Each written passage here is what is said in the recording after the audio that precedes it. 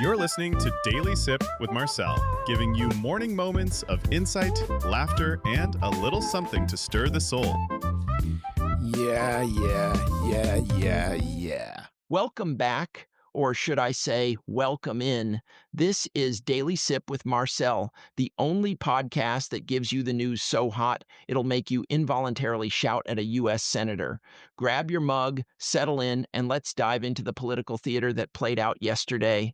And boy, was it a show. Today is September 17th, 2025, and we're talking about the FBI, folks. The Federal Bureau of, well, it used to be investigation, but after this week's hearing, I think it's more like the Federal Bureau of intense bickering. At the center of this verbal cage match, the man himself, FBI Director Kash Patel, and his sparring partner, Senator Cory Booker. Round one, my fellow sippers. Ding, ding. Senator Cory Booker, usually the picture of calm and composure, came out swinging, and he didn't throw a jab. No, he landed a haymaker, accusing Patel of causing nothing less than a generational destruction of the FBI. Now, let's pause there. Generational destruction? That's not just a bad performance review. That's like sending an entire family tree a cease and desist letter. Then, for the finishing move, Booker tells Patel that Trump will cut him loose. Ouch, that's a real political gut punch. It's the equivalent of your boss telling you, hey, great job on this project, but also don't get too comfortable in that corner office, because the CEO eats people like you for breakfast. But Director Patel was not about to be TKO'd. He jumped to his feet, threw his accusations right back, and called Booker's words a rant of false information. He accused Democrats of grandstanding and seeking political points. He basically said, this isn't a hearing, it's an audition for your next campaign ad, and frankly, the acting is terrible. The exchange reportedly escalated into a shouting match, with both men talking over each other. It must have been a beautiful display of democratic process. I can just picture it.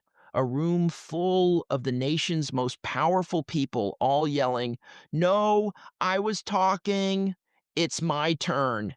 It's like a family dinner where everyone is trying to explain why their political party is right, but with a C-SPAN camera crew and a lot more expensive suits. This whole glorious spectacle came amid questions about everything from the investigation into the killing of conservative activist Charlie Kirk. Patel admitted to a social media post error, which, let's be honest, is the modern-day version of saying, oops, my bad, to the Epstein documents and the transfer of Ghislaine Maxwell to a minimum security facility. On that one, Patel just deflected, and then came the knockout blow, not to an opponent, but to any hope of civility. When pressed by a Democrat, Patel reportedly called Senator Adam Schiff a political buffoon and a fraud. A political buffoon. Can you imagine the staffers' faces? The air must have been thick with the sound of collective gasp-inducing outrage and the frantic scribbling of political pundits writing their next hot take. Is a nice way of saying he used the political equivalent of a rhetorical force field. The whole hearing was divided along party lines, like a middle school cafeteria. Republicans were on Team Patel, patting him on the back and telling him what a good job he was doing, while Democrats were on the other side, throwing verbal dodgeballs at his head. Patel, for his part, maintained his combative stance, refused to admit any major mistakes, and said he wasn't going anywhere. He's like the political version of a stubborn toddler, just plunking himself down and declaring, "This is my job now, and you can't make me leave." So, there you have it, folks. A day at the FBI that wasn't about solving crime at all. No. It was more like a contest to see who could yell the loudest without losing their voice. Honestly, it felt less law and order and more open mic night at the Capitol Comedy Club. And here's the kicker. In Washington, the deadliest weapon isn't a subpoena. It isn't a law. It's a perfectly timed insult. Delivered just right, it'll do more damage than a filibuster and last longer than a fruitcake at Christmas. Now for something to think about. Sometimes, my fellow sippers, the loudest battles aren't fought in the streets or on the debate stage.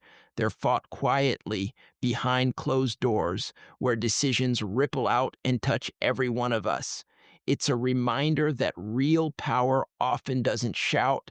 It whispers in policies, in interest rates, in choices that shape the cost of your morning coffee or your family's mortgage. And speaking of those whispers turning into waves, the Federal Reserve has cut interest rates for the first time in nearly a year, a move that comes amid concerns about political pressure. This brings up a lot of questions about the independence of central banks and the state of the economy. That's all the tea for today. Join me tomorrow for another Daily Sip. Until then, keep your wits about you and maybe don't get into a shouting match with a U.S. senator. You'll probably lose, or at least sound like a political buffoon. Thanks for spending part of your day with me. If today's sip gave you something to think about, smile about, or share, pass it on. Be sure to follow the show so we can keep sipping together. And until next time, I'm Marcel. Stay grounded, stay grateful, and I'll see you tomorrow.